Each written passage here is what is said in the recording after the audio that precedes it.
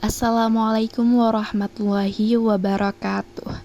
Halo semuanya, bagaimana nih kabarnya? Semoga kita semua dalam keadaan sehat selalu. Pada kesempatan kali ini, kelompok Kedondong akan mempelajari tentang konsep emosi, konsep diri, dan pengaruhnya. Sebelum kita mulai, izinkan saya memperkenalkan anggota kelompok Kedondong. Yang pertama yakni Mutiara Naila Alfi Azizah dengan NIM 241064416. Yang kedua adalah Jihan Basita Firdaus dengan NIM 24010644026. Yang ketiga ada Yusuf Muhammad dengan NIM 24010644033. Konsep emosi. Teman-teman tahu nggak sih apa itu emosi? Emosi merupakan reaksi terhadap rangsangan dari luar dan dalam diri individu. Emosi seringkali mencerminkan bagaimana seseorang merespon peristiwa atau keadaan yang dianggap penting atau berarti dalam hidup mereka. Emosi dibagi menjadi dua, yaitu emosi dasar dan emosi kompleks. Yang pertama yaitu emosi dasar. Emosi dasar adalah emosi yang dirasakan oleh semua orang yang bersifat universal. Emosi ini merupakan respon fundamental terhadap rangsangan yang penting untuk kelangsungan hidup dan interaksi sosial. Emosi dasar dibagi menjadi 6, yaitu kebahagiaan, kemarahan, kesedihan, ketakutan, kejijikan, dan kejutan. Yang kedua ada emosi kompleks. Emosi kompleks merupakan gabungan dari beberapa emosi dasar. Emosi ini biasanya berkembang seiring dengan pengalaman hidup dan konteks sosial yang lebih luas. Di antaranya yaitu cinta, rasa malu, cemburu, rasa terharu, rasa bangga, hingga rasa tertekan. Apa aja sih faktor-faktor yang mempengaruhi emosi? Yang pertama ada usia. Semakin bertambahnya usia setiap individu, maka emosi yang keluar dari dalam dirinya akan lebih terkontrol dan individu itu akan lebih dapat menguasai dan mengendalikan emosi itu. Yang kedua ada pola asuh orang tua.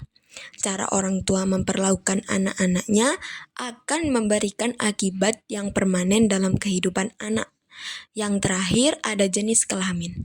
Seorang laki-laki akan cenderung kurang mampu mengekspresikan emosi, seperti yang dilakukan perempuan, karena adanya perbedaan hormon antara laki-laki dan perempuan yang mempengaruhi cara kita merasakan dan mengekspresikan emosi tersebut. Yang terakhir, ada cara mengendalikan emosi. Apa aja sih kegiatan yang bisa mengendalikan emosi kita? Yang pertama, kita bisa berolahraga. Yang kedua, kita bisa mengatur nafas. Yang ketiga, mengelola stres. Dan yang terakhir, ada berhenti berbicara. Selanjutnya ada konsep diri. Konsep diri sendiri menurut Carl Rogers yakni menggambarkan persepsi individu tentang dirinya sendiri dan juga hubungannya dengan objek atau orang lain dalam lingkungannya. Sedangkan George Herbert Mead mendefinisikan konsep diri sebagai perasaan, pandangan, dan penilaian individu mengenai dirinya yang didapat dari hasil interaksi dengan lingkungan sekitarnya. Nah, dari kedua persepsi tentang konsep diri ini dapat kita simpulkan bahwa konsep diri adalah cara pandang kita terhadap diri kita sendiri.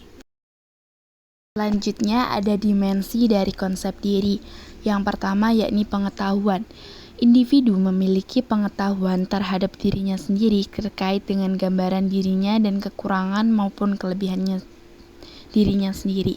Yang kedua yakni harapan, yaitu individu memahami kemungkinan dirinya di masa datang akan menjadi apa. Lalu yang ketiga yakni penilaian. Dengan kemampuan individu dalam menilai dirinya sendiri terkait siapa saya dan seharusnya saya menjadi apa. Dimensi penilaian adalah gabungan dari dimensi pengetahuan dan dimensi harapan. Selanjutnya yakni aspek-aspek dalam konsep diri. Yang pertama yakni aspek fisik, yaitu penilaian individu terkait kondisi fisik yang dimiliki seperti rambut hitam, hidung pesek, dan lain sebagainya. Lalu ada aspek sosial, yakni penilaian terhadap peranan sosial yang dimainkan oleh individu serta sejauh mana individu memainkan peran tersebut. Lalu yang ketiga ada aspek moral, yakni prinsip serta nilai yang terkait dengan keyakinan yang dianut dalam kehidupan individu tersebut, seperti prinsip-prinsip kehidupan atau agama. Lalu yang keempat yaitu aspek psikis, yakni pikiran, perasaan, serta sikap individu terhadap dirinya sendiri. Selanjutnya, faktor-faktor yang mempengaruhi konsep diri. Yang pertama yakni persepsi diri, yaitu suatu pandangan individu yang menjadikan dirinya sebagai objek dalam komunikasi. Dengan kata lain, membahas mengenai kesan kita terhadap diri kita sendiri. Yang kedua yakni respon orang lain. Nah, konsep diri ini juga dipengaruhi oleh respon atau penilaian maupun pandangan orang lain terhadap kita. Yang ketiga yakni lingkungan atau kelompok, yakni di mana kita menjadi anggota di dalamnya. Lingkungan sosial atau kelompok sosial di mana melalui mereka kita bisa mengembangkan konsep diri kita. Selanjutnya, bagaimana sih cara kita meningkatkan konsep diri positif? Yang pertama yakni berpikir positif. Dengan kita selalu berpikir positif terkait masalah-masalah yang menimpa kita atau kejadian-kejadian yang tidak menyenangkan, maka kita bisa mengembangkan kontrol diri dan juga kontrol emosi. Yang kedua yakni menghargai diri sendiri. Dengan kita menghargai diri sendiri, kita akan semakin mengenal dan juga memahami diri kita sendiri. Lalu yang ketiga yakni dukungan sosial positif. Dukungan sosial yang positif sangat penting. Oleh dari itu kita membutuhkan kelompok atau lingkungan yang dapat mengembangkan konsep diri kita yang positif. Materi yang selanjutnya adalah pengaruh emosi dalam pembelajaran. Yang pertama adalah emosi mempengaruhi keterampilan kognitif seperti perhatian, ingatan, berpikir kritis, pengambilan keputusan, dan pemecahan masalah. Yang kedua, seseorang yang memahami emosi cenderung lebih empatik dan lebih memahami perasaan orang lain. Yang ketiga, emosi yang positif dapat mencapai hasil belajar yang memuaskan. Misalnya, seseorang yang percaya diri serta merasa nyaman berada di kelas. Hal tersebut cenderung dapat membuat dia dapat mendengar dan belajar dengan baik saat pembelajaran berlangsung. Yang selanjutnya adalah pengaruh diri dalam pembelajaran. Yang pertama, keterlibatan belajar. Kejelasan konsep diri yang dapat mempengaruhi keterlibatan belajar seseorang secara tidak langsung melalui rasa makna hidup. Yang kedua, motivasi belajar.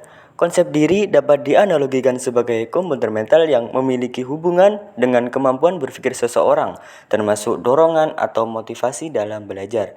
Yang ketiga, sikap dan perilaku.